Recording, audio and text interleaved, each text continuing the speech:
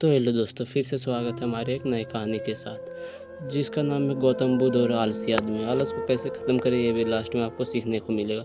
उससे पहले वीडियो को पूरा देखिएगा, तभी आपको समझ में आएंगे। और कहानी बहुत ही रोचक है, जो कि सुनने में आपको बहुत ही अच्छे लगेंगे।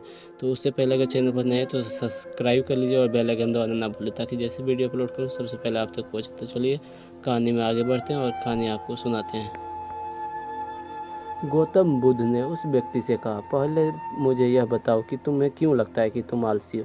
आलसी आदमी बोला, सिर्फ मुझे नहीं, मेरे परिवार वालों को और मेरे आसपास के सभी लोगों को ऐसा लगता है कि मैं आलसी हूँ। गौतम बुद्ध ने फिर से उससे पूछा, क्या तुम जानते हो आलस्य होता है क्या? आलसी व्यक्ति बोला, नहीं, मैं नहीं जानता हूँ, किंतु इतना ज़रूर जानता हूँ कि आलस्य बहुत बुरी चीज़ है। इसकी वजह से मुझे बहुत नुकसान हुआ है जीवन में। गौतम बुद्ध बोले, जिस परेशानी से तुम छुटकारा पाना चाहते हो उसके बारे में पूरी जानकारी ले लोगे तो इससे छुटकारा पाना आसान हो जाएगा। आलसी व्यक्ति बोला, भगवान इतनी बुद्धि तो मुझ में नहीं है, आप ही इस समस्या के बारे में जानकारी दीजिए। गौतम बुद्ध बोले, आलसी एक मानसिक व्यवस्था है, एक विचार है जिसे अनजाने में हम खुद ही जन्म देते हैं। आलस दो मूलभूत कारणों की वजह से जन्म लेता है, एक शारीरिक और दूसरा मानसिक। शारीरिक कारणों में पहला कारण है गलत तरह का भोजन। हम सभी जानते हैं कि हमारे शरीर को भोजन से ऊर्जा मिलती है, और यह ऊर्जा सजीव चीज़ों से मिले तो अच्छी, यानी कि प्राकृतिक रूप से हम जो हमें भोजन की वस्तुएं प्राप्त होती है उनमें अगर यह ऊर्जा मिले तो हमारा शरीर इससे अच्छी ऊर्जा प्राप्त करता है। इससे उलट यदि हम निर्जीव वस्तुओं से ऊर्जा प्राप्त करते हो तो यह हमें आलस्य की ओर ले जाती है। दूसरा कारण हमारी शारीरिक गतिविधियाँ भी हमें आलस की चुंगल में फंसा सकती है। गौतम बुद्ध ने आलसी व्यक्ति के अपने शिष्यों की तरफ इशारा करते हुए कहा कि देखो, इनके चलने फिरने बैठने के तरीके तुम्हें अगर अलग नज़र आ रहा है। जब आलसी व्यक्ति कुछ समझ नहीं पाया तो गौतम बुद्ध ने उसे कहा, मेरे शिष्य जब भी बैठते हो तो वे रीढ़ की हड्डी एकदम सीधा रखते हुए बैठते हो।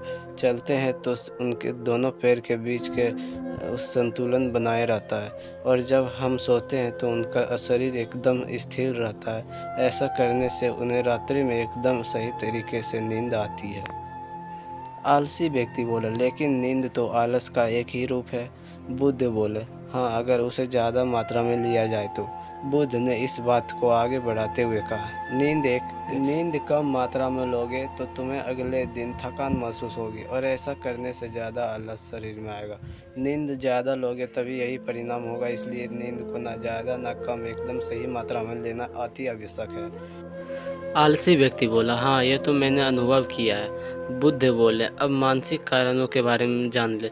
लेकिन मानसिक कारणों में सबसे पहले हमारी पुरानी गलत धाराएं। अक्सर ऐसा होता है कि हमारे पहले ही जिन कामों में असफल हो चुके हैं, हमारे अंदर ऐसी भावनाएं बन जाते हैं कि उस काम में हमेशा असफल रहेंगे, जिस वजह से हम उस काम को करने के लिए बंद कर देते हैं और हमारे अंदर आलस आ जाता है। ऐसी धारणाओं से छुटकारा पाने का एकमात्र उपाय यह है कि हम अपने मन को यह समझाना चाहिए कि पिछली बार हम जब उस काम को में असफल हुए थे तो हम उसके बारे में कम जानते थे। अब हम उस काम के बारे में उससे ज़्यादा जानते हैं, क्योंकि असफल होने के बाद हम उससे काफ़ी कुछ सीखे भी हैं। बुद्ध बोले, दूसरा कारण आलसी का कामचोर लोगों की संगत। कई बार ऐसा होता है कि हम आलसी नहीं होते हैं, मगर जिनके साथ हम रहते हैं हम उन लोगों जैसे बनने लगते हैं। इससे छुटकारा पाने का बहुत उपाय सरल है। कामचोर और आलसी व्यक्तियों से दूर रहो। ऐसे व्यक्तियों की संगत में रहो जो अपने काम को बड़ी लगन से करते हैं और तुम्हें कुछ भी सिखा पाए। गौतम बुद्ध ने तीसरा कारण बताते हुए कहा, यह कारण आलस्य के लिए सबसे बड़ा कारण है, काम को कल पर टालते रहना। यह कारण इतना शक्तिशाली है कि किसी भी व्यक्ति को बर्बाद कर सकता है। इससे बचने का सबसे आसान उपाय है कि जो काम जितनी जल्दी संभव हो उतनी जल्दी कर दिया जाए। गौतम बुद्ध ने आलसी व्यक्ति से एक सवाल पूछा, मान लो तुम किसी रेगिस्तान में फंस गए हो और तुम्हें प्यास लगी है, तो तुम क्या करोगे? आलसी व्यक्ति बोला, मैं जल्दी से रेगिस्तान के आसपास कोई गांव की तलाश करूंगा और ऐसी जगह की तलाश करूंगा जहां पर मुझे पानी मिल सके। गौतम बुद्ध बोले, अगर तुम्हें काफ़ी देर ढूंढने पर भी पानी ना मिले तो तुम क्या करोगे? आलसी व्यक्ति बोला, मैं तब भी अपनी तलाश जारी रखूंगा क्योंकि ऐसी स्थिति में मेरे पास कोई दूसरा विकल्प तो नहीं होगा। गौतम बुद्ध बोले, बिल्कुल सही। यही और मानसिक स्तर पर आलस्य का चौथा कारण किसी भी निश्चित लक्ष्य का ना होना। यही भी आलस की ओर ले जाता है। अब सुनो पांचवें कारण के बारे में। गौतम बुद्ध बोले, सोचो कि तुम्हारे पास काफ़ी सारे सोने दाने हैं जो कि तुम्हारे एक जगह से दूसरी जगह लेकर जाना है। तुम चलते चलते थक जाते हो और किसी पेड़ के नीचे बैठ जाते हो और तभी तुम्हें दूर से तुम्हारी तरफ दौड़कर आ रहे डाकू दिखाई देते। तो क्या तब भी तुम आलस करके वहीं बैठे रहोगे या ऐसी परिस्थिति में तुम वहाँ से उठकर दौड़ने लगोगे?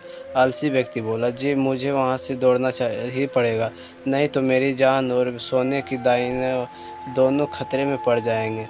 बुद्ध बोले, यानी कि तुम्हारे पास एक ठोस वजह होगी दौड़ने के लिए। यही आलस का पांचवा कारण है, किसी भी काम के लिए ठोस वजह का ना होना। आलसी व्यक्ति महात्मा बुद्ध की बातों में संतुष्ट हुआ और वह बोला, महात्मा जी, मैं अब आलस्य के बारे में सब कुछ जान चुका हूँ और अब मैं इन सभी कारणों पर काम करूँगा और अपने आलस्य को दूर भगा दूँगा। दोस्तों, आशा करता हूँ ये गौतम बुद्ध के आलसी व्यक्ति की कहानी आपको अच्छी लगी होगी। अगर जीवन में आप भी अपने आलस को दूर करना चाहते हो तो आप सुने होंगे गौतम बुद्ध ने ऐसे 5 से उपायों का हल बताया है जो कि आप आलस को 2 दिन में ही दूर कर सकते हैं। तो इस आलस को ख़त्म करें और अपने जीवन में आगे बढ़ें। अगर वीडियो अच्छा लगा तो लाइक ज़रूर कीजिएगा और कमेंट में ज़रूर बताइए कैसा लगा हो। तो चलिए अब मिलते हैं एक नेक्स्ट वीडियो के साथ और सब्सक्राइब करना ना भूलें। ज़रूर सब्सक्राइब कर लें चैनल को ऐसे ही वीडियो देखने के लिए। तब तक के बाय।